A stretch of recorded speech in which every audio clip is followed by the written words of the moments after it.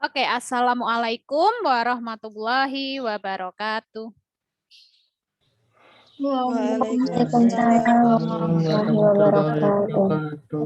Ah, sekali-sekali kita pakai Zoom seperti ini ya. Nek pakai Google Meet terus ya, apa ya namanya ya? Kayaknya sih enak pakai Zoom gitu, buat selingan aja. Nah, oke teman-teman, untuk pekan kali ini kita sudah berada pada pekan ke-8. Nah, sambil bersiap-siap, yang kameranya masih mati, silahkan dinyalakan. Kayaknya dulu di kontrak pembelajaran Ibu sudah menyampaikan ketika kita membuka perkuliahan, maka on kamera, tapi pada saat sudah dilakukan share screen atau presentasi, boleh kemudian kameranya dimatikan dulu, terutama yang sinyalnya terkendala. Tapi nanti pada saat penutup, dinyalakan kembali. Begitu toh ya. Nah, tapi saya juga tidak bisa kejam-kejam, yang tidak menyalakan kamera saya keluarkan gitu. Enggak lah insya Allah, selama masih ada usaha dan niat untuk belajar. Oke, semuanya sehat ya kayaknya ya pagi ini ya. Alhamdulillah. Alhamdulillah. Tapi kok suaranya koyone urung sarapan gitu ya. Baik, sebelum kita melakukan aktivitas untuk perkuliahan kita pada pekan 8 ini, yang pertama, silahkan dibuka terlebih dahulu Schoology masing-masing. Di sana saya sudah masukkan folder aktivitas pekan 8 untuk dapat menjadi gambaran bagi kalian apa saja yang akan kita lakukan pada pekan ini atau di hari ini. Jadi kegiatan sinkron ini kita mau ngapain, kemudian dilanjutkan dengan aktivitas asinkronnya apa yang akan dilakukan. Begitu nggih. Oke. Kemudian yang kedua, kita akan mengawali kegiatan kita pada pagi hari ini dengan mengaji surat dulu. Untuk pagi ini mengajinya dipimpin oleh Mbak Marista. Ya, Mbak Marista, silakan menempatkan diri. Ini lagi mengkondisikan diri ya ini ya. Ya, Al-Qur'annya dibuka teman-teman. Surat apa nggih, Bu? Oke, sekarang kita akan mengaji surat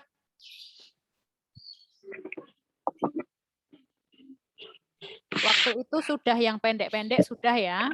Sekarang yang agak panjang ya. Surat Al-Hujurat. Al-Hujurat, juz 26. Surat keberapa? 49.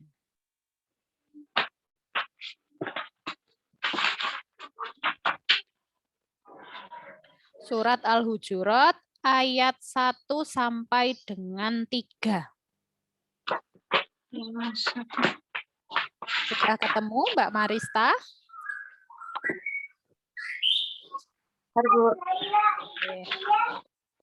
Ini tadi ayat 1 sampai 3, Mbak.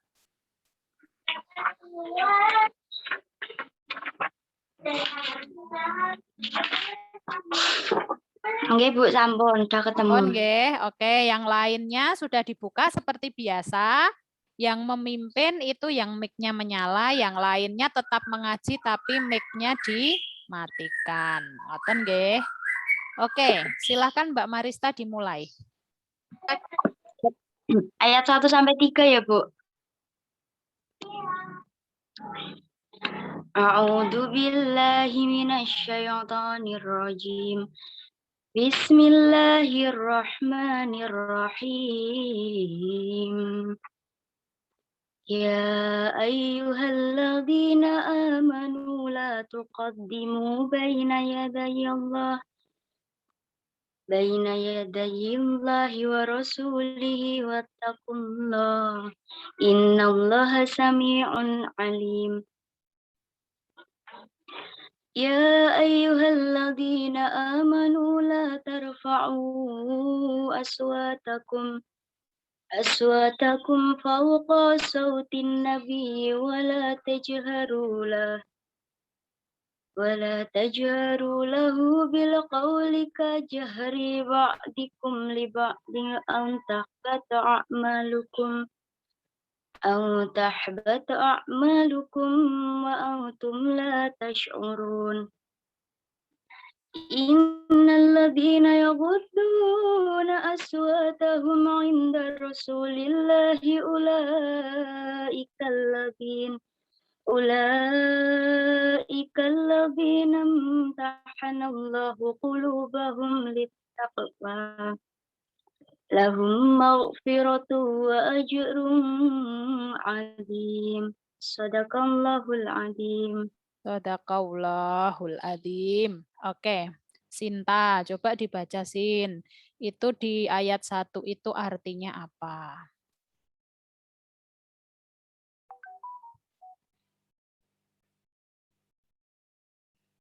Ayat 1 artinya. Mana Sinta? Loh kok malah hilang? Ya, dibantu Ariza. Za, ayat 1 artinya apa, Za? Bismillahirrahmanirrahim. Dengan menyebut nama Allah yang Maha Pengasih lagi Maha Penyayang, wahai orang-orang yang beriman, janganlah kamu mendahului Allah dan Rasul-Nya, dan bertakwalah kepada Allah. Sungguh Allah Maha Mendengar lagi Maha Mengetahui. Oke. Kalau berdasarkan ayat 1 ini, menurut Ariza, apa makna yang bisa diambil?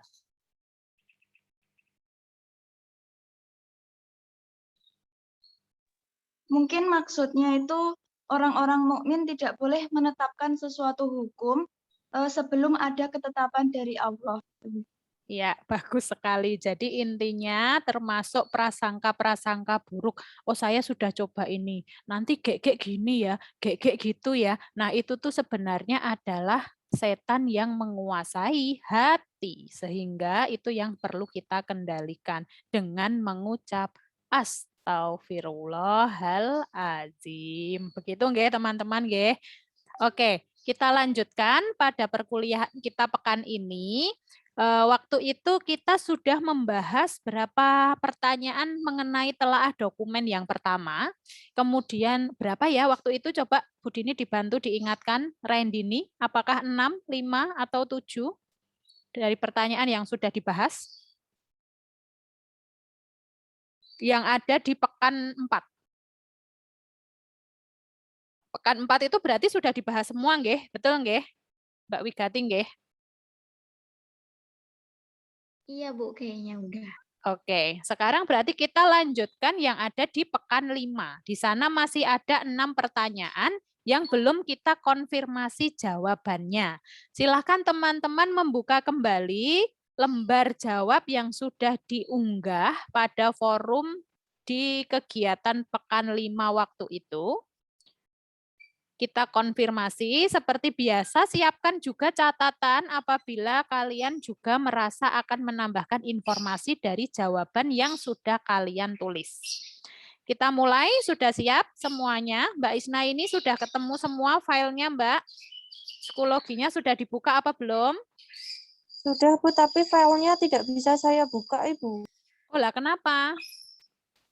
Padahal itu filemu sendiri, masa nggak bisa dibuka? Tulisannya apa di situ? Tidak ada aplikasi.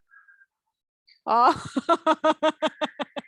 lah nek kuwi ya beda perkara ya. Berarti HP-mu belum kamu install untuk membuka PDF, ya jelas nggak bisa. Ya oke. Kita lanjutkan. Pertanyaannya di sini ada mengenai, sebentar, yang punya saya ini mana? Saya salah pencet malah harus ngulang dari awal. Tidak perlu saya share screen ya, teman-teman lihat sendiri langsung di lembar jawabnya yang sudah dibuka kembali. Pertanyaannya kalau nggak salah yang pertama ini sambil saya buka itu adalah mengenai struktur kurikulum SMA. Betul ya? Di struktur kurikulum SMA itu terdapat mata pelajaran wajib dan mata pelajaran pilihan. Coba jelaskan keduanya, begitu. Nah, ini berkaitan dengan nomor 2. Kalau yang nomor 1 itu tentang mata pelajaran wajib dan pilihan, yang nomor 2 ini tentang mata pelajaran peminatan dan pilihan. Jadi kita deskripsikannya jadi satu sekalian aja ya. Ini ada apa namanya? Ada 1 wajib, 2 pilihan, 3 peminatan. Begitu.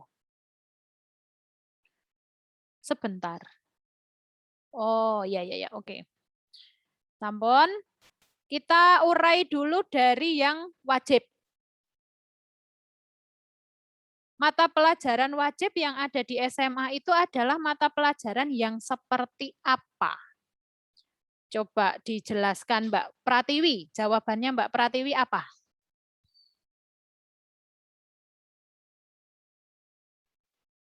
Sebentar, Bu sedang membuka dokumen di psikologi. Oke, dibantu yuk yang lain.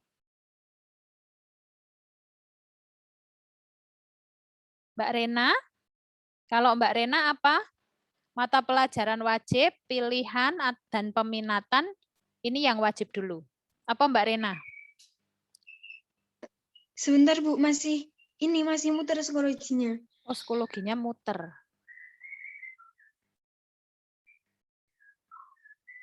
Ariza udah Za punyamu Za. Kayaknya kamu senyum-senyum itu udah terbuka ini kayaknya filenya. Ampun, Bu. Oke, silahkan Za. Mata pelajaran wajib dulu. Mata pelajaran wajib itu kelompoknya dibagi menjadi 2 kelompok, yaitu kelompok A dan kelompok B. Kelompok A adalah kelompok mata pelajaran yang memberikan orientasi kompetensi lebih kepada aspek kognitif atau pengetahuan dan afektif atau sikap. Sedangkan kelompok B adalah kelompok mata pelajaran yang lebih menekankan pada aspek afektif atau sikap dan fisikomotorik atau keterampilan. Mata pelajaran A itu kontennya dikembangkan oleh pusat, sedangkan kelompok B muatan dan acuannya dikembangkan oleh pusat dan dilengkapi dengan muatan atau konten lokal. Oke, bagus. Nah, sekarang yang menjadi pertanyaan Ariza, apabila saya mengambil peminatan sains dan matematika, apakah kegiatan pembelajaran di kelompok C pada sains dan matematika itu tidak menjadi mata pelajaran wajib? Itu misalkan di mata pelajaran wajib Bu Dini mengambil IPA gitu ya Bu? Oke, betul. Misalnya begitu. Kalau itu menurut saya mungkin yang bagian kelompok C itu hanya peminatan ada matematika minat itu Bu. Jadi yang bisa diambil oleh kelompok IPA ya.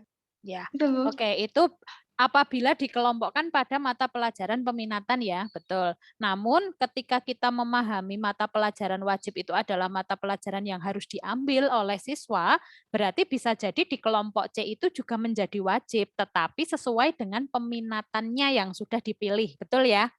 Seperti itu ya. Jadi artinya apa? Artinya bahwa mata pelajaran peminatan itu juga bagian dari mata pelajaran wajib. Begitu. Karena kita sudah membahas tentang peminatan, jadi peminatan itu apa? Nah, silahkan Mbak Rena. Kalau yang peminatan Mbak Rena.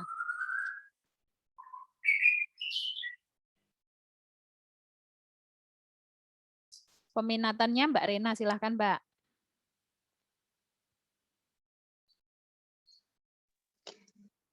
Mata pelajaran pilihan terdiri atas pilihan akademik untuk SMA atau MA.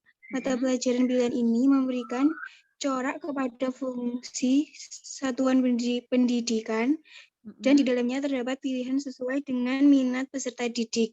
Struktur ini menerapkan prinsip bahwa peserta didik merupakan subjek dalam belajar yang memiliki hak untuk memilih mata pelajaran sesuai dengan minatnya. Oke, bagus Mbak Rena. Itu pilihan atau peminatan Mbak tadi yang dijelaskan? Pilihan, Bu. Pilihan. Pilihan dan peminatan itu apakah sama? Beda ya? Beda, Bu. Beda ya? Oke, sip. Berarti nek mata pelajaran peminatan itu adalah kelompok mata pelajaran yang berada di kelompok mata pelajaran C yang wajib oleh ditempuh oleh peserta didik sesuai peminatan yang sudah dia tentukan gitu. Jadi dia tetap masuk dalam kelompok mata pelajaran wajib, tapi dia kelompoknya itu sesuai peminatannya. Kenapa? Karena ketika tidak sesuai dengan kelompok peminatannya, maka akan menjadi mata pelajaran pilihan. Gitu toh ya? Benar ya Dini ya? Dini Pancawati. Benar ya Dini Pancawati namanya ini, kembaran saya. Bu. Oke, Dini Pancawati, lengkapi. Jadi kalau yang peminatan itu, misalnya saya ambil peminatannya bahasa, ya berarti kelompok mata pelajaran di peminatan bahasa itu jadi wajib buat saya. Tapi menjadi tidak wajib bagi saya ketika saya ternyata peminatannya itu di matematika dan sains. Nah, itu disebut dengan pilihan. Jadi menurutmu mata pelajaran pilihan itu yang bagaimana? Coba dideskripsikan. Mata pelajaran pilihan adalah mata pelajaran yang diambil oleh peserta didik di luar kelompok mata pelajaran peminatan yang dipilihnya, tetapi masih dalam kelompok peminatan lainnya. Oke, misalnya bagus. Dengan demikian, mata pelajaran pilihan bersifat opsional. Coba Dini diberi contohnya tadi sudah ada kata mau misalnya tapi kepotong ya sama Bu Dini. Misalnya kayak gimana, Din? Misalnya bagi peserta didik yang memilih kelompok peminatan ilmu sosial dapat memilih mata pelajaran dari kelompok peminatan matematika atau IPA. Ya, betul. Begitu nggih. Jadi teman-teman, kalau masih ingat ya diskusi kita pada beberapa waktu yang lalu itu menyebutkan dengan dengan membandingkannya penerapan peminatan ini di sekolah kalian waktu SMA kemarin kayak gimana. Ternyata untuk mata pelajaran pilihan kan rata-rata teman-teman banyak yang sudah dipilihkan, bukan memilih ya. Sedangkan berdasarkan permennya sebenarnya disebutkan bahwa ini adalah pilihan dari kelompok mata pelajaran peminatan lainnya. Jadi peserta didik itu secara leluasa sebenarnya memiliki hak untuk memilih mata pelajaran di luar peminatan yang sudah dia pilih. Maka mata pelajaran pilihan bersifat opsional begitu. Nah, tetapi tetap ada ketentuannya ya. Misalnya kalau sudah mengambil satu mata pelajaran di kelompok mata pelajaran matematika, apakah yang mata pelajaran kedua juga harus dari kelompok matematika atau boleh dari kelompok IPS? Berapa banyak jumlah mata pelajaran yang bisa dia ambil? Bagaimana alokasi waktunya, bagaimana pelaksanaannya. Seperti itu sudah ada ketentuannya, berarti di sekolah itu melakukan pengembangan. Nah, karena mungkin di sekolah ini banyak sekali permasalahan yang kemudian muncul, bukan permasalahan sistem yang kemudian berkembang, untuk itu beberapa sekolah atau banyak sekolah yang kemudian memutuskan untuk dipilihkan agar tidak terlalu rumit dalam pelaksanaannya. Begitu. Boleh apa tidak? Ya kalau mengacu pada prinsip diversifikasi ya boleh-boleh saja. Begitu ya. Asal tidak kemudian misalnya Ariza ambilnya IPA tapi tidak menempuh sama sekali mata pelajaran yang berada di dalam kelompok IPS. Lah itu yang nggak boleh. Padahal itu termasuk dalam mata pelajaran pilihan. Oke, sampai di sini cukup ya untuk pilihan, peminatan, dan wajib. Kita lanjutkan. Selanjutnya ada pertanyaan mengenai kelompok mata pelajaran C di bagian kejuruan itu terbagi atas 3 macam. Apa saja Mbak Nurhana? Nah ini kebetulan kalau saya diem ini burung ini ikut diem, tapi nek saya ngajar itu kok nggak tahu ikut-ikut ngomong ya. Di tempat kalian terdengar keras nggak itu? Pengen eksis juga gitu loh dia itu. Nggak tahu ini. Dengar, Bu. Ya, oke. Maaf ya, mungkin agak noise sedikit. Nurhana, apa saja C yang ada di kejuruan itu? Ada mata pelajaran dalam kejuruan yang pertama kelompok mata pelajaran dasar bidang keahlian atau C1, yang kedua kelompok mata pelajaran dasar program keahlian atau C2, yang ketiga kelompok mata pelajaran paket keahlian atau C3, Bu. Ya, betul. Jadi di struktur kurikulum yang ada di SMK itu untuk kelompok C-nya berbeda dengan SMA ya. Kalau yang di SMA mungkin satu kelompok itu hanya terdiri atas 4 mata pelajaran dan itu berlaku untuk semua peminatan sama. Jadi misalnya di IPA ya ada 4 mata pelajaran wajib yang harus ditempuh. Di bahasa ya ada 4, di IPS ya ada 4. Tapi kalau kejuruan enggak, C1, C2, C3-nya dikembangkan berdasarkan kurikulum kejuruannya masing-masing. Jadi beda program kejuruan, beda jumlah mata pelajaran. Itu kan berkaitan sama pembahasan kita di nomor 1 waktu itu ya. Berapa jumlah mata pelajaran yang di SMK? Tidak bisa dipastikan pasti tit seperti yang di SMA atau SMP, karena dia hanya bisa disebutkan ditambah dengan kelompok mata pelajaran yang ada di C, karena yang di C-nya itu berbeda-beda jumlahnya untuk setiap kejuruan. Begitu. Sampai sini oke ya? Bisa dilanjutkan? Ya. Kita lanjutkan yang nomor 3. Nomor 4 nggih. Apa sih tujuan dari pendidikan kejuruan itu? Kalau kita kan orang awam taunya bahwa yang pasti itu naik kejuruan ya menyiapkan peserta didik untuk siap bekerja kan begitu ya. Tetapi ternyata diatur di dalam permen itu disebutkan tujuan utama dari pendidikan kejuruan itu apa begitu. Mbak Rifa, apa Mbak tujuannya Mbak?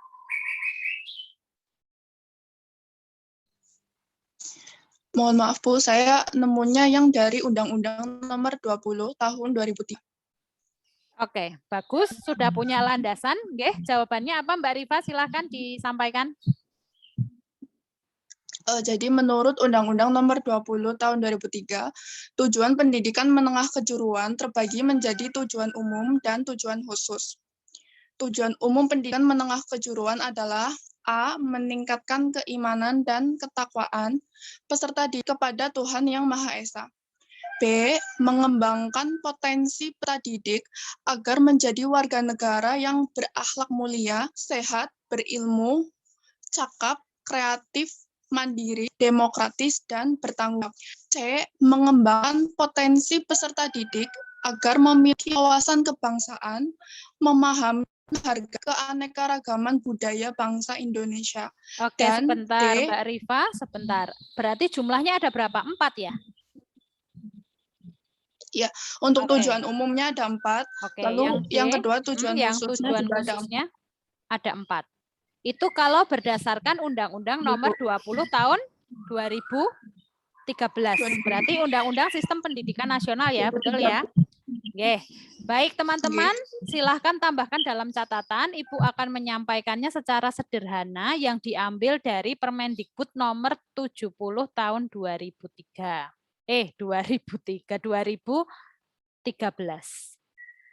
Tujuan dari pendidikan kejuruan ini kalau berdasarkan temuan saya itu adalah mana? Jawaban saya di mana? Sebentar ya, belum ketemu nih. Kayaknya ketutup. Saya buka dulu nggih.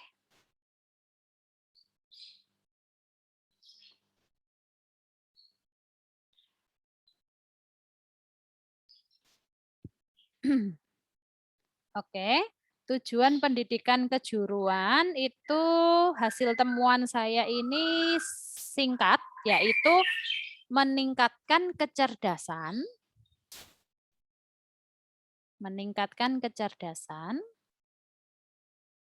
pengetahuan, kepribadian,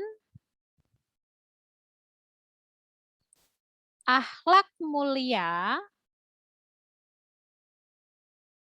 serta keterampilan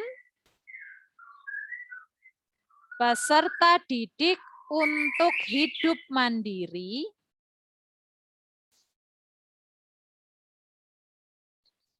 dan mengikuti pendidikan lebih lanjut sesuai dengan program kejuruannya. Perlu diulang atau tidak? Cukup ya? Sudah jelas? Mbak Fitri? Jelas ya? Ulang, Bu. Oh, diulang. Sampai di mana tadi? Mbak Atika? Mbak Atika, sampai di mana Mbak? Sampai akhlak mulia, Bu. Akhlak mulia, oke.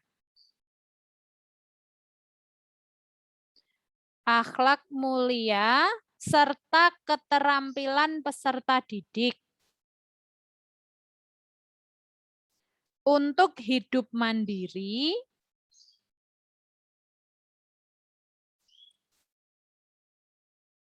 dan mengikuti pendidikan lebih lanjut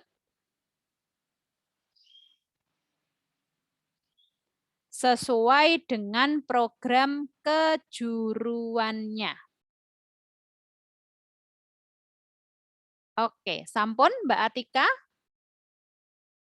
Sampun, Bu. Terima Oke. kasih. Oke, sama-sama. Lanjut nomor berikutnya. Apa deskripsi isi dari pengaturan pendidikan kejuruan pada PP nomor 17 tahun 2010 pasal 80? Nah, ini jawabannya kayaknya pasti benar semua ya. Jadi Ibu langsung sebutkan aja cocok apa enggak sama jawaban kalian. Jawabannya adalah yang pertama.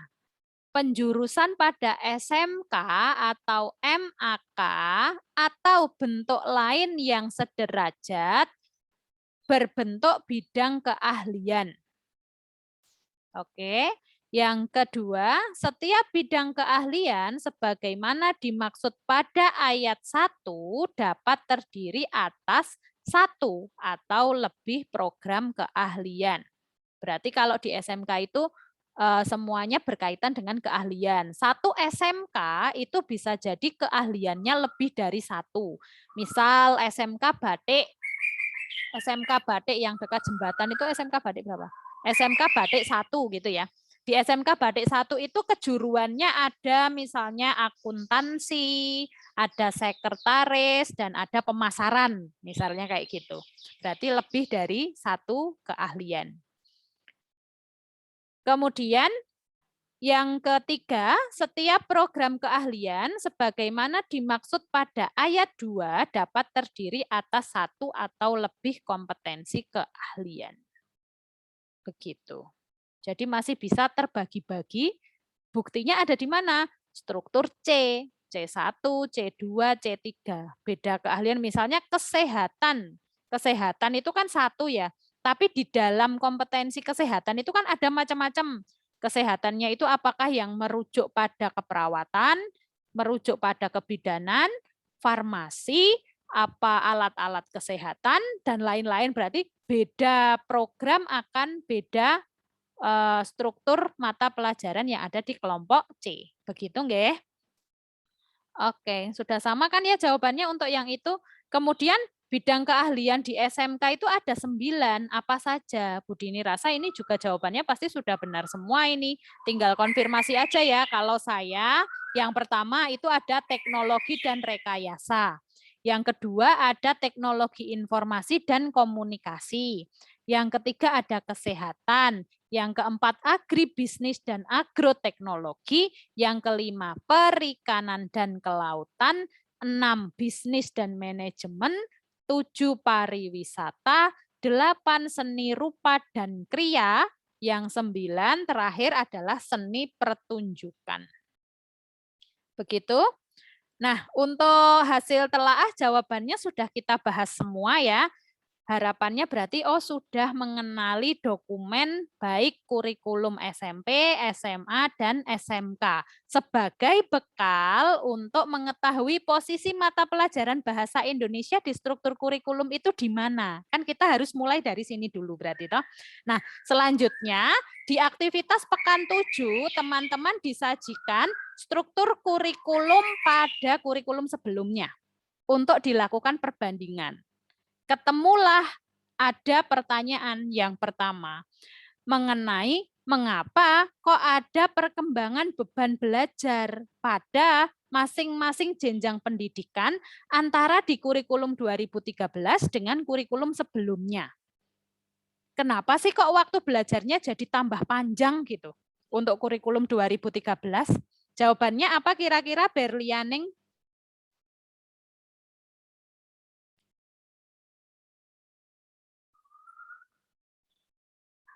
Berlianing jawabannya apa? Oke. Mengapa ada perpanjangan beban belajar, Mbak?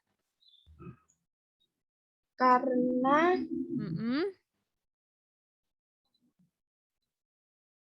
pada kurikulum 2013 Siswa lebih aktif, kreatif, dan terampil dalam proses belajar mengajar. Maka dari itu, beban belajar dan alokasi waktu per minggu diperpanjang atau ditambah agar guru dan siswa dapat memiliki waktu yang lebih luasa dalam mengolah dan mengembangkan proses pengembangan yang berorientasi pada siswa agar siswa dapat lebih memperdalam materi pembelajaran yang diajarkan. Selain itu, kurikulum 2013 menggunakan sistem full day school atau 5 hari sekolah, sehingga tetap terdapat penambahan jam pelajaran agar dapat memaksimalkan kompetensi siswa. Kebijakan penambahan jam belajar atau perpanjang beban belajar ini bermaksud agar guru memiliki waktu untuk mengolah dan mengembangkan proses pembelajaran yang berorientasi siswa aktif dan kreatif lebih banyak dan leluasa. Paham, saya bisa menemukan jawabannya meskipun tadi agak mubeng-mubeng gitu ya kalimatnya ya Mbak Barlianing. Tapi pokoknya itu ada dua. Yang pertama, memberikan keleluasaan kepada guru dan siswa untuk mengembangkan proses pembelajaran yang berorientasi pada siswa aktif. Begitu ya Mbak Barlianing ya? Oke, Bu. Oke. Kemudian yang kedua, ketika siswa aktif, dia butuh alokasi waktu yang lebih panjang karena proses pembelajarannya dilakukan dengan menggunakan pendekatan ilmiah. Ya kan? Jadi tuntutannya berarti di sini tidak hanya siswanya aktif, tapi juga mampu memiliki cara berpikir yang kritis. Kalau yang kemarin-kemarin atau dulu-dulu mungkin waktunya lebih singkat. Kenapa? Karena siswa itu lebih banyak menerima informasi, bukan mencari sendiri informasi yang harus dia ketahui. Begitu ya. Maka saat ini Bapak Ibu guru, calon Bapak Ibu guru yang ada di sini ya, perlu memiliki penguasaan pola pikir yang benar terhadap bagaimana penerapan kurikulum, utamanya pada kurikulum 2013 saat ini. Berarti nanti kalau ngajar lagi, nggak boleh itu ada metode ceramah. Ya toh? Tapi di beberapa kesempatan metode ceramah itu cocok loh Bu untuk diterapkan, ya boleh-boleh saja. Melihat situasi dan kondisi. Metode ceramah itu bisa diterapkan apabila siswanya dalam satu kelas itu banyak sekali. Perhatikan di kurikulum 2013 itu, kelasnya kan jumlah siswanya kan dibatasi ya. Ya kan? Kalau dulu zaman saya kuliah contohnya ya, pas kuliah saya tahun 2004, itu satu kelas itu ada 60 mahasiswa. Berarti yang sekarang ini sama dengan kalian jumlah mahasiswanya terbagi atas 4 kelas. Zaman saya kuliah dulu jadi 2 kelas tok. Jadi rata-rata aktivitasnya ceramah gitu. Kalau diskusi, yo diskusi kelompok besar. Kalau kelompok kecil nggak bisa karena waktunya sedikit begitu. Berarti metode ceramah itu juga metode pembelajaran, iya, tetapi digunakannya itu kurang tepat apabila pada aktivitas pembelajaran aktif dan mencari. Ini tadi apa? Aktif mencari dan berpikir kritis begitu. Jadi nanti metodenya bisa lebih bervariasi ya. Misalnya kayak tim games turnamen. Terus apa meneh misalnya? The Power of Two. Jigsaw, nah macam-macam itu. Nah itu kan ada tahapannya yang membutuhkan proses waktu yang lebih panjang. Jadi mengapa ada perpanjangan? Ya karena pendekatan yang paling erat dengan kurikulum 2013 adalah pendekatan ilmiah. Di samping pendekatan ilmiah untuk saat ini tahun 2021 sudah berkembang pada pendekatan integrasi TPACK atau juga STEM. Nah, itu berarti membutuhkan waktu yang jauh lebih panjang. Contoh sendiri untuk pendekatan ilmiah, kita tahu ya bahwa pendekatan ilmiah itu langkah-langkahnya ada 5M. mengamati.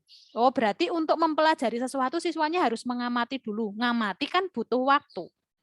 Menanya, bertanya, jawab, membutuhkan waktu yang lebih panjang. Berbeda halnya dengan ketika ceramah. Jadi hari ini anak-anak kita mau belajar puisi. Siapa yang tahu apa itu puisi? Ibu akan menjelaskan terlebih dahulu ya, puisi itu apa. Puisi adalah, nah sekarang kan nggak bisa, harus dibalik. Siswanya ngamati dulu puisi. Bertanya jawab isi dari puisi yang diamati apa. Kemudian hasil akhirnya itu adalah justru dari pembelajaran yang tadi dimulai mengamati, mendiskusikan, bertanya jawab. Itu menurut kalian anak-anak puisi itu apa? Begitu ya. Kalau sekarang posisinya menjadi seperti itu. Oke, sampai di sini cukup ya. Kemudian untuk yang perbandingan yang paling menonjol antara struktur kurikulum sebelumnya dengan kurikulum saat ini selain pada beban belajar, apa saja? Coba sebutkan 3, Mbak Anggun, yang Mbak Anggun temukan. Yang saya temukan perbedaan antara struktur kurikulum 2006 dan 2013 adalah 1 mata pelajaran, yang kedua penjurusan, dan yang ketiga penilaian. Penilaian, berarti yang pertama tadi mata pelajaran, misalnya perbedaannya letaknya di kelompok mata pelajaran apa misalnya Mbak, yang paling utama. Misal kalau sama-sama SMP atau sama-sama SMA gitu, kelompok mata pelajaran A-nya beda. Beda apanya? Jumlahnya atau cakupan konten mata pelajarannya. Bisa dijelaskan nggak? Perbedaan lainnya bisa dilihat dari mata pelajaran. Pada kurikulum 2006 atau KTSP, setiap mata pelajaran dirancang berdiri sendiri dengan kompetensi dasar sendiri pula. Pendekatan mata pelajaran berbeda antara satu dengan yang lainnya. Total ada 11 mata pelajaran yang harus dikuasai siswa, dan jumlah mata pelajaran pada KTSP lebih sedikit dibandingkan kurikulum 13. Oke, sip. Cukup. Jadi misalnya saja ya di kelompok A gitu, kalau yang 2006 tuh 11 mata pelajaran, yang di 2013 itu jumlahnya 12 mata pelajaran. Gitu ya Mbak Anggun ya. Itu paling menonjol. Jadi kalau kita uraikan, sebenarnya perbedaan ini bisa ditemukan lebih dari 3 ya. Ada banyak ya. Ada banyak. Misalnya di muatan lokal sendiri, mungkin di waktu kurikulum 2006 itu muatan lokalnya jelas bunyinya eksplisit di bagian B muatan lokal gitu ya. Kalau sekarang kan di kurikulum 2013 kan ada prakarya, seni budaya, kewirausahaan kan gitu toh. Jadi seakan-akan ketika membacanya sekilas tidak menelaah itu ditanya muatan lokalnya ada nggak sih? Nggak ada sekarang. Nah, padahal itu tidak berada di dalam kotak di tabel struktur kurikulum, tapi berada pada penjelasan di bawahnya bahwa muatan lokalnya terintegrasi pada kelompok mata pelajaran B. Kan gitu ya bunyinya ya. Oke, bagus teman-teman. Sampai di sini dulu. Ada pertanyaan atau tidak sebelum kita masuk ke materi yang baru? Mbak Istikawati, ada pertanyaan mboten? Mboten nggih, Mbak Isti? Mbak Isti mendengar saya enggak ini?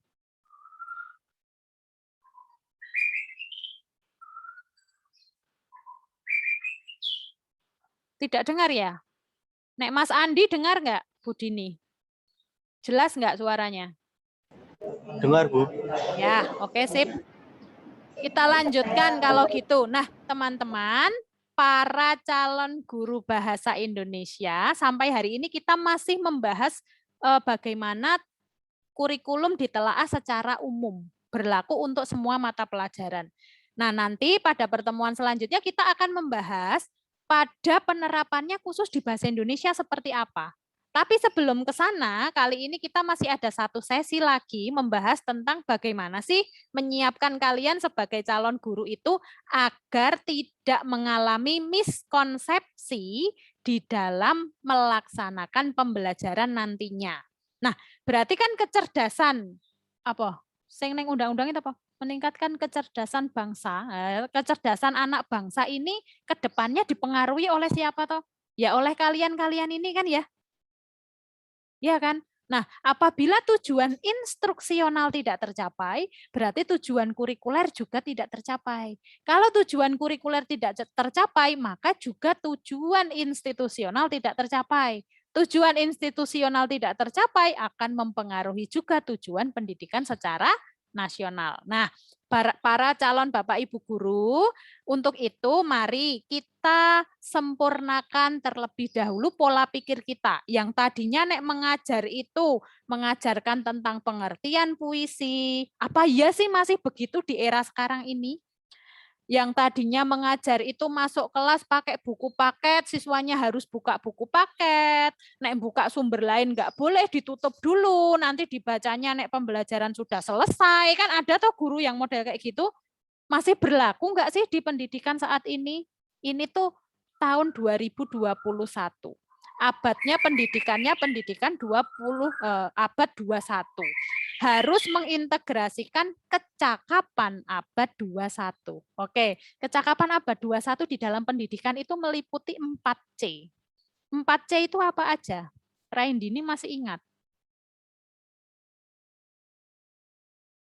4C di dalam kecakapan abad 21 di pendidikan. C yang pertama.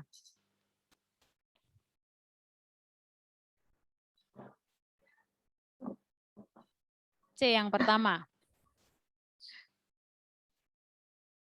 Lupa semuanya, yo dicatat. 4C. Ini nanti harus terintegrasi ya pada saat Bapak Ibu calon guru mengembangkan langkah-langkah pembelajaran, terutamanya dalam RPP.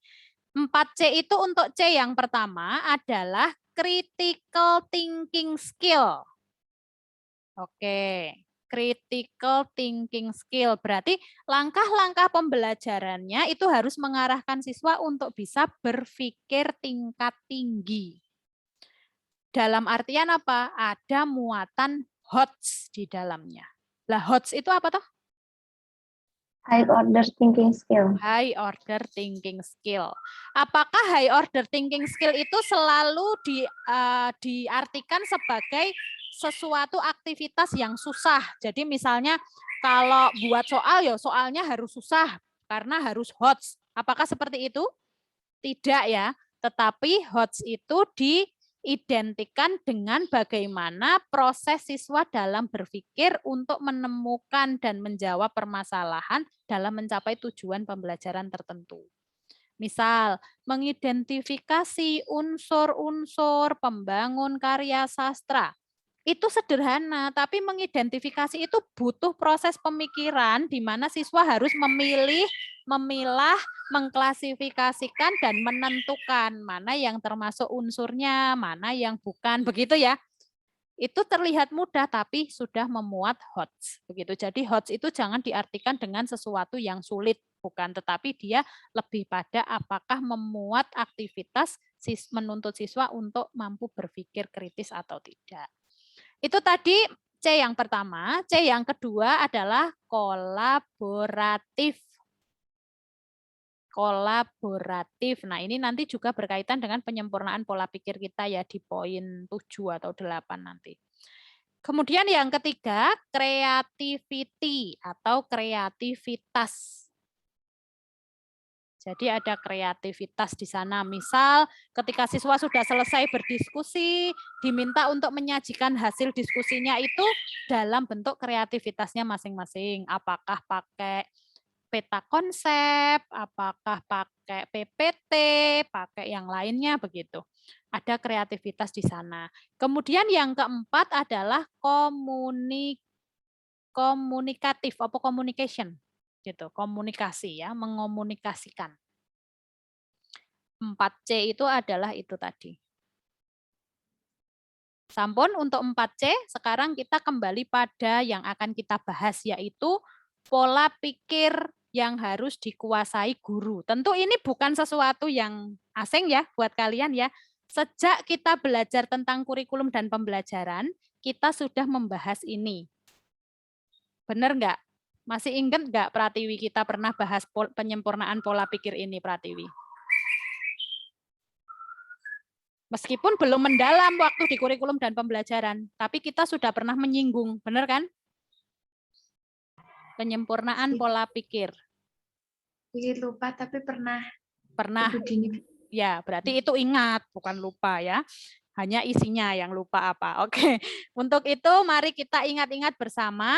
Saya akan share screen dari hasil permen yang sudah kalian telaah ya. Saya ambil satu. Di sini saya pakainya permen nomor 68. Kalian boleh pakai 69 boleh, 70 boleh. Karena di bagian latar belakangnya insya Allah sama. Sebentar saya share screen dulu.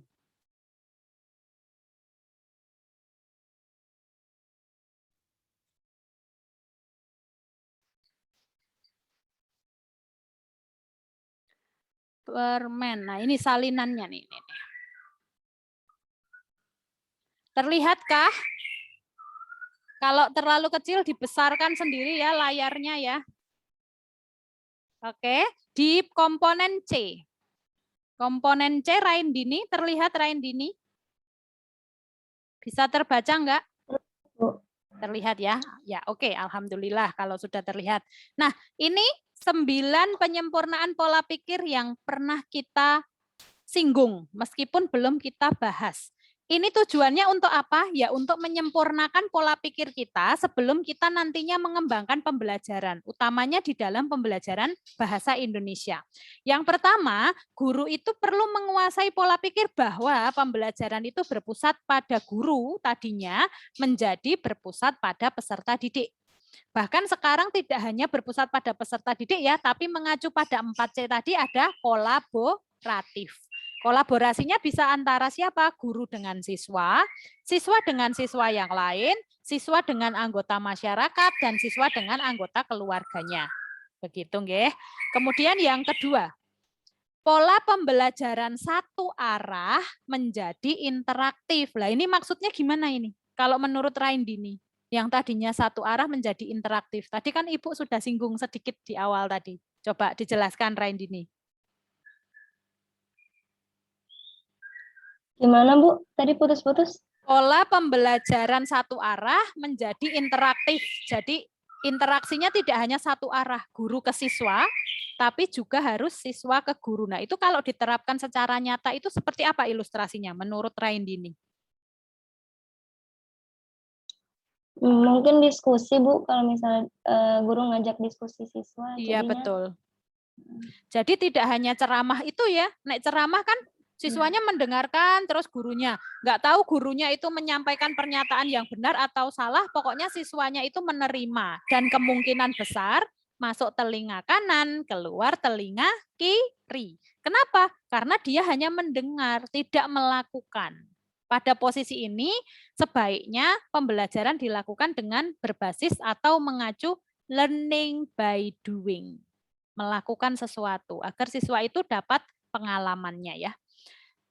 Kemudian interaksinya itu bisa terjadi antara siapa? Guru dan siswa, bahkan siswa dengan siswa. Begitu. Kemudian yang ketiga, pola pembelajaran terisolasi menjadi pembelajaran secara jejaring. Nah ini, ayo calon Bapak Ibu guru harus tahu ya, ketika nantinya mengajar, jangan mendoktrin siswa bahwa keseluruhan isi materi yang akan kita pelajari selama satu jenjang kali ini ada pada modul ini. Jadi kalian mau tidak mau harus beli modul ini, karena ini akan dipakai terus, tidak ada bahan yang lain. Nah itu enggak boleh. Kenapa? Karena siswa bisa belajar dari mana saja, di mana saja, dan kapan saja. Sumbernya jangan cuma satu. Bukan hanya guru saja, bukan hanya modul saja, tapi ya ada guru, ada modul, ada sarana lain seperti internet, kemudian lingkungan sekitar, ya lingkungan sekitar, tempat belajar itu adalah sumber. Begitu. Misal ada materi tentang mengamati, kan di laporan teks laporan observasi itu ada tema lingkungan gitu ya. Misalnya mengamati taman sekolah, ya berarti harus ke taman sekolah. Taman sekolah adalah sumber belajar. Jangan terisolasi taman sekolahnya dimasukkan ke kelas, gimana caranya? Kan nggak bisa. Dalam bentuk gambar, Bu. Lah kalau ada yang lebih nyata, kenapa dalam bentuk gambar gitu. Kemudian yang keempat, pola pembelajaran pasif menjadi aktif mencari. Aktif mencari tadi berkaitan dengan mengapa ada perkembangan beban belajar, perpanjangan beban belajar. Pola pembelajaran sendiri, nah ini loh, nomor 5 ini loh. Pola pembelajaran sendiri menjadi belajar kelompok. Apa tadi? Kolaborasi.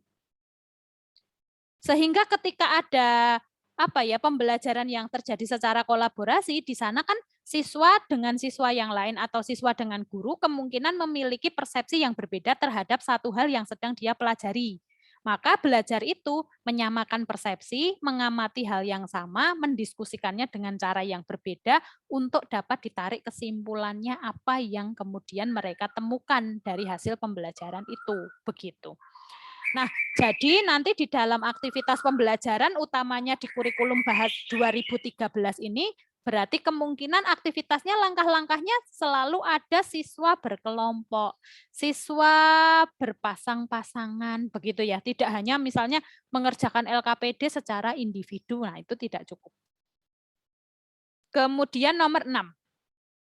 Pola pembelajaran alat tunggal menjadi berbasis multimedia. Ini berbeda dengan interaksi tadi ya. Kalau interaksi itu kan lebih pada penggunaan strategi atau metode pembelajarannya. Kalau yang alat tunggal menjadi pembelajaran berbasis multimedia itu lebih pada penggunaan medianya. Kemudian nomor 7, pola pembelajaran berbasis massal. Nah, massal ini atau klasikal ya. Kalau zaman dulu kan klasikal gitu, misalnya gurunya mengajarkan A, yaitu dianggap klasikal itu satu kelas itu memiliki background pengetahuan yang sama. Padahal belum tentu. Setiap siswa dengan siswa yang lain, dia punya kompetensinya berbeda. Si A bisa jadi pengetahuannya lebih unggul daripada si B. Tapi si A tidak memiliki keterampilan yang jauh lebih unggul daripada si B. Misalnya kayak gitu. Jadi kita nanti akan menilainya itu juga harus objektif. Berarti instrumen yang digunakan untuk menilai pengetahuan dan keterampilan siswa itu juga instrumen yang berbeda. Sehingga siswa itu dilihat secara individunya, usernya, masing-masingnya. Gitu. Kompetensi yang dia miliki sendiri-sendiri. Gitu. Enggak bisa kalau dipukul rata ini soal ujiannya sama ya, mesti sama kan ya. Terus nek nilainya kurang dari ini berarti dianggap tidak memiliki kompetensi pengetahuan yang cukup kayak gitu. Lah, tidak memiliki kompetensi pengetahuan yang cukup ya bisa jadi, tapi ternyata keterampilannya unggul. Lah, terus harus bagaimana? Begitu ya, maka harus dilihat secara pelanggan. Kompetensi pelanggannya itu dia lebih menonjol di mananya gitu, bukan massal aja. Kemudian yang 8, pola pembelajaran ilmu pengetahuan tunggal menjadi ilmu pengetahuan jamak. Nah, ini wes sering banget kita bahas ini. Coba kalau berkaitan dengan ini Mbak Fitri masih ingat nggak contohnya apa? Kalau di bahasa Indonesia sendiri contohnya apa? Kalau untuk pola pembelajaran ilmu pengetahuan tunggal menjadi pembelajaran ilmu pengetahuan jamak. Ingat nggak Mbak Fitri? Oh, Mbak Fitri putus, dibantu Mbak Pratiwi. Mbak Fitri putus itu nge-lag kok. Terlihat dari gerakannya kok nggak ganti-ganti. Oh iya, dia sudah gabung lagi. Mbak Fitri, sudah gabung? Sudah, Ibu. Tadi putus ya. Masih ingat nggak Bu Dini pernah nyontohkan gitu di mata pelajaran Bahasa Indonesia tentang pola pembelajaran ilmu pengetahuan tunggal menjadi ilmu pengetahuan jamak?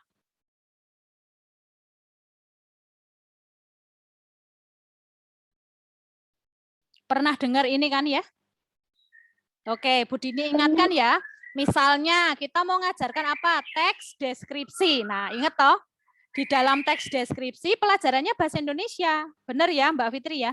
Tapi ternyata teks deskripsinya itu misalnya judulnya Tari Saman. Berarti siswa memperoleh informasi pengetahuan lainnya selain dia belajar bahasa Indonesia. Benar kan Mbak Fitri? Seperti itu contohnya? Iya Bu, benar. Ya, oke. Berarti nek seperti itu sesuai ilustrasi yang Ibu sampaikan tadi, dia selain belajar bahasa Indonesia, dia memperoleh ilmu pengetahuan apa Mbak Fitri dari teks yang dia pelajari di teks deskripsi tadi? Ilmu pengetahuan seni tari. Ya, ilmu pengetahuan seni budaya toh, kok seni tari. Seni budaya dan atau ilmu pengetahuan sosial. Begitu ya. Oke, sip. Nanti masih ada contoh yang lain. Tenang aja, habis ini seperti biasa kuis ya, ada kasus yang harus diselesaikan. Kemudian yang terakhir, pola pembelajaran pasif menjadi pembelajaran kritis. Bu, apa bedanya Bu nomor 4 sama nomor 9? Kalau nomor 9 ini lebih pada tadi critical thinking skill-nya. Kalau nomor 4 ini lebih pada langkah-langkahnya atau pendekatan pembelajarannya. Begitu. Sampai di sini dulu, apakah ada pertanyaan? Kalau tidak, Ibu mau lanjutkan pada hal yang lain. Mas Raya, ada pertanyaan, boten? Boten, Bu. Boten, bisa dipahami ya? Oke, untuk menguatkan pemahaman kalian tentang apa tadi itu?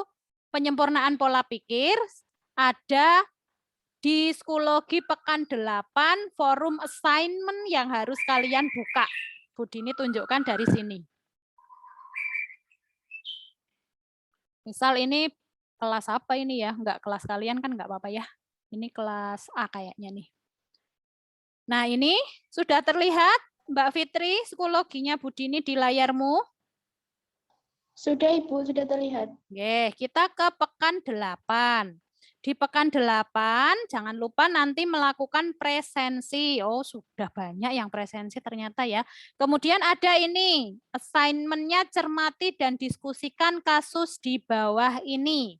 Silahkan diunduh soalnya seperti ini, tapi sebelum Ibu buka soalnya, kita baca dulu ketentuannya. Nggih. Nanti ini ketentuannya Ibu tambahkan 1 poin lagi ya, tadi lupa. Yang pertama, diskusi dengan memanfaatkan media diskusi yang kalian miliki dan kuasai. Boleh pakai Zoom yang gratisan 40 menit, boleh pakai Google Meet karena kalian sudah punya SSO UMS ya. Nah, aktivitas diskusinya tolong direkam. Oke, Mbak Berlianing, masih jelas suara Bu Dini? Masih, Bu. Oke, aktivitas diskusinya direkam. Kemudian kan hasil rekamannya nanti masuk di drive ya, baru nanti di-share. Lah caranya gimana? Nanti Ibu tunjukkan. Kemudian hasil diskusi disajikan kan biasanya dalam bentuk PDF.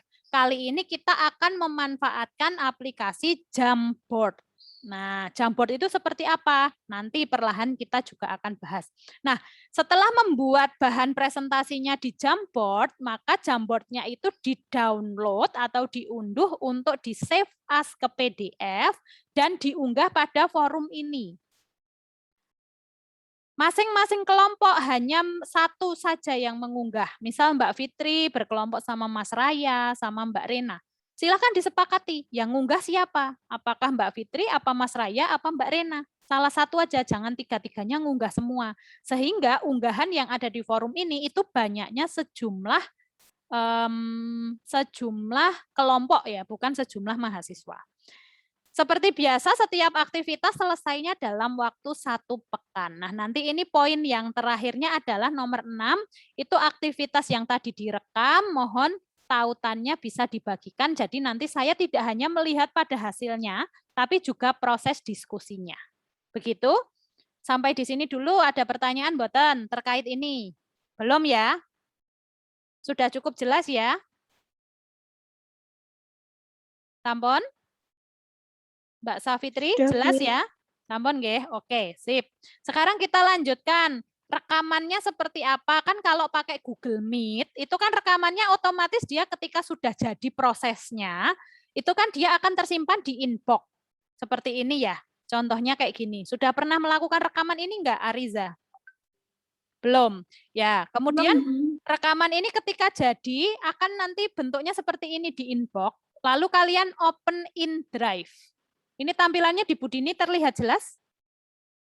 Jelas ya? Jelas, Bu. Oke, kita buka open in Drive. Nah, ini tadi sudah saya gunakan untuk contoh di kelas sebelumnya, jadinya ini sudah saya setting, tapi nggak apa-apa diulang lagi. Nah, nanti wujudnya seperti ini dibuka dari drive-nya ya, kemudian ini titik 3 ini diklik, terus di-share. Kalau laptopmu pakai bahasa Indonesia, ya berarti bagikan. Kemudian kalian pilih yang paling bawah ini loh, yang get link ini di-change atau diubah. Yang tadinya di sini hanya misalnya Universitas Muhammadiyah Surakarta, kamu klik ini segitiganya dipilih lah. Kan ini ada tadinya Universitas Muhammadiyah Surakarta gitu ya. Nah, itu dipilih yang paling bawah yang anyone with the link. Diklik, kalau sudah anyone with the link, biasanya linknya di sini akan berubah. Nah, kelihatan kan ini? Linknya akan berubah, kemudian copy link. Linknya di-copy, kemudian selesai. Nah, link yang di-copy itu silahkan dimasukkan dalam Jamboard kalau bisa. Kalau tidak bisa, ya berarti Jamboard-nya diunggah, lalu linknya dimasukkan di dalam kolom komentar. Begitu ya. Nanti kalau sudah diterapkan permasalahannya apa baru akan diketahui. Sementara kita sepakati seperti itu dulu. Nah, ini terkait hasil rekaman video diskusinya. Sudah bisa dipahami? Sampun? Oke ya. Cara merekamnya gimana? Asal kalian punya, saya kurang tahu kalau Google Meet-nya pakai Gmail biasa bisa merekam apa tidak. Tapi bagi kalian yang sudah punya SSO UMS, silahkan itu dimanfaatkan. Itu bisa merekam selama kalian merekam. Mau 1 jam, 2 jam, insya Allah rekamannya tetap ada. Begitu ya.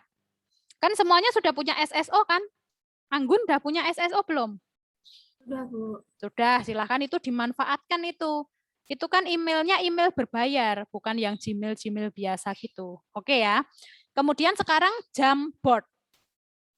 Jamboard itu harus unduh di mana, Bu? Sudah pernah pakai Jamboard apa belum? Belum. Masuk lagi ke email. Ya, masuk lagi ke emailmu yang ini. Sampun?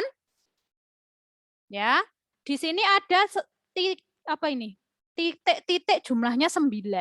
Benar toh? Benar toh? Atika kelihatan enggak?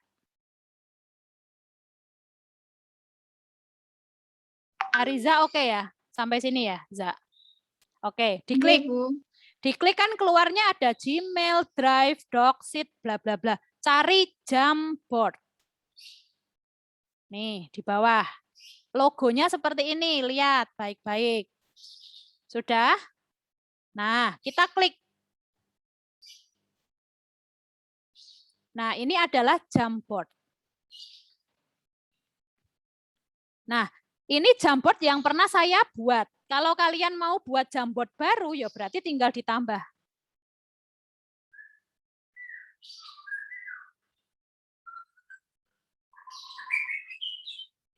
Ditambah, kemudian kalian pilih sendiri di sini ya, mau pakai background, silahkan, monggo. Backgroundnya mau kotak-kotak ya boleh, mau biru ini ya silahkan, mau endol-endol ya, monggo ya. Kemudian, apakah jawabannya ditulis? Misalnya begini, elek toh mesti toh? Ya berarti aja ditulis. Hapus. Kita jawabannya itu diketik aja. Caranya apa? Menempelkan kartu. Jadi kalian Ibu minta di sini untuk membuat media presentasi ya dengan menggunakan kartu. Nah, caranya gimana? Caranya kalian harus menentukan dulu kartunya itu ada 2 macam. Yang pertama kartu berwarna pink misalnya, yang satu biru. Ambil di sini untuk note. Sticky note. Nah, misal saya milihnya pink. Oke. Kemudian saya pilih apa misalnya hijau. Ya boleh, monggo, silahkan ya. Jadi nanti ini langsung ditulis dulu toh. Nah, save.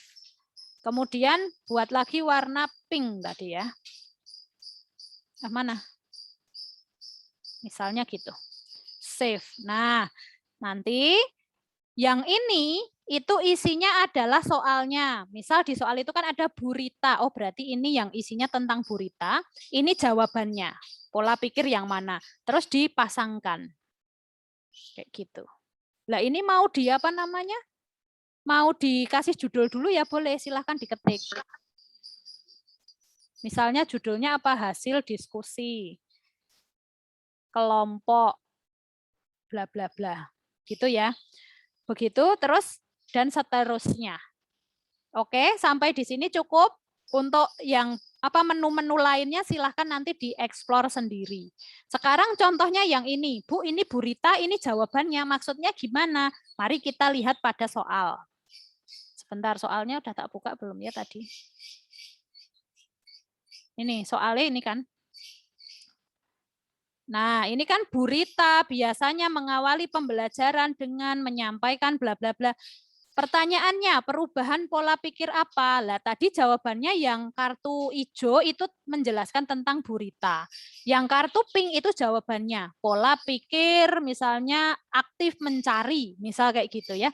Jadi Bu, tapi nanti kalau pas di sticky note-nya itu saya ketik itu tulisannya makin banyak, makin kecil, tidak terbaca, gimana? Sajikan aja nama-nama gurunya. Misal ini kan Bu Rita, ini Pak Anang. Bu Rita, terus di sampingnya yang warna pink nanti jawabannya apa? Misalnya penyempurnaan pola pikir ilmu pengetahuan jamak. Pak Anang misalnya multimedia dan lain-lain.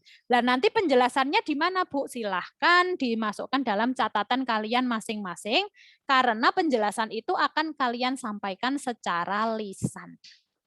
Begitu, sampai di sini ada gambaran jelas atau tidak jelas? Bagas. Jelas, Bu. Jelas, sip. Oke. Nah, kelompoknya siapa, Bu? Kelompoknya sesuai dengan kelompok yang sudah dibentuk pada pekan lalu. Berdasarkan kelompok yang nantinya akan observasi bersama-sama. Sip ya? Jelas ya? Siap ya? Pasti bisa toh? Bisa lah. Apa yang nggak bisa ya kan? Yang penting itu ada usahanya dulu. Nah, hasil diskusinya diunggah minggu depan akan dilakukan presentasi. Sampai di sini ada pertanyaan boten? Mbak Nurhana mungkin mau tanya, silahkan. Tidak, Bu, sudah boten. cukup. Sudah cukup jelas. Raindini, oke. Berarti harus observasinya jadi kapan, Bu? Habis UTS? Observasinya nanti, masih belum sesuai jadwal ya. Karena untuk bisa observasi nanti kalian harus buat dulu instrumen wawancaranya. Kan instrumen wawancaranya belum dibuat. Masih panjang perjalanannya ya. Ini adalah pemanasan pertama untuk membangun kekompakan kelompok masing-masing. Oke ya. Raindini. Oke, sip. Ada lagi yang mau ditanyakan? Nah, karena ini sudah pertemuan ke-8, mungkin di beberapa mata kuliah sudah mulai berhenti ya, artinya sudah dulu ya, 7 dulu, karena memang untuk ujian tengah semester itu kan sampai pertemuan 7 saja sudah cukup. Tapi Bu Dini lanjutkan ya sampai pertemuan 9, jadi jangan bertanya, Bu kok nggak ada minggu tenang, ya memang sebenarnya tidak ada minggu tenang, begitu ya. Kemudian nanti sisanya baru setelah UTS berarti kita akan lebih sedikit pertemuannya, karena tinggal 5 kali pertemuan lagi setelah UTS, kan begitu? Oke, sip. Nah, 5 kali itu diantaranya nanti salah satunya adalah digunakan untuk observasi. Yang lainnya digunakan untuk luring. Kan kita mau luring nanti habis UTS. Ya toh? Nah, sampai semester 3 ini belum pernah ketemu secara langsung. Luring dengan semester 3 itu sesuatu yang saya nantikan gitu. Oke, sampai di sini cukup jelas? Jelas? Jadi hari ini kita tadi sudah membahas apa saja tadi ya, Mbak Pratiwi? Hari ini kita sudah membahas apa saja? Bisa disebutkan yang pertama? Membahas tentang soal-soal pertemuan kelima dan kelima, 6. Kemudian? Kemudian membahas tentang peminatan mata pelajaran pilihan itu sebagai opsional, tujuan dari SMA yang ditambahkan dari Bu Dini yang meningkatkan kecerdasan, pengetahuan, kepribadian, dan lain-lain itu. Oke, bagus. Terus, kapan abad 21 dalam pendidikan ada 4, critical thinking, collaboration, creativity, communication, dan yang terakhir itu kita membahas tentang pola pikir yang harus dikuasai guru 9 itu. Oke, sip. Berarti Mbak Pratiwi memperhatikan ya. Apakah ada yang mau ditanyakan? Sekali lagi, tidak ada. Nah, pada pertemuan selanjutnya, apa yang akan kita lakukan? Yang pertama, tentu kita akan membahas hasil diskusinya dengan melakukan presentasi. Yang kedua, kita akan menguak sedikit tentang bagaimana pembelajaran bahasa Indonesia pada kurikulum 2013 dan yang terakhir adalah kisi-kisi ujian tengah semester. Begitu, teman-teman. Hari ini cukup? Bu mau tanya. Oke, Mbak Atika. Bu, berarti itu yang diupload itu berarti yang Jamboard itu sama hasil rekaman diskusi gitu ya, Bu? Oke, jadi Jamboard-nya tadi ketika sudah dibuat dijadikan media pada saat diskusi, itu di-download atau diunduh dulu tapi bentuknya PDF. Baru kemudian diunggah ke Schoology, diikuti dengan tautan hasil rekaman pada saat diskusi. Begitu ya Mbak Atika ya? Oh iya Bu, terima kasih. Oke, sama-sama. Yang lainnya cukup? Marista, oke? Oke, Bu. Oke, sampun. Simpulan kita sudah, penguatan sudah, tindak lanjut sudah. Sekarang kita tutup perkuliahan kita pada siang hari ini dengan mengucap hamdalah bersama. Alhamdulillahirabbil alamin. Sampai ketemu lagi ya pekan depan. Terima kasih. Wassalamualaikum warahmatullahi wabarakatuh. Waalaikumsalam. Terima kasih, Bu. Jangan lupa presensi tersedia di Schoology. Silahkan untuk presensi.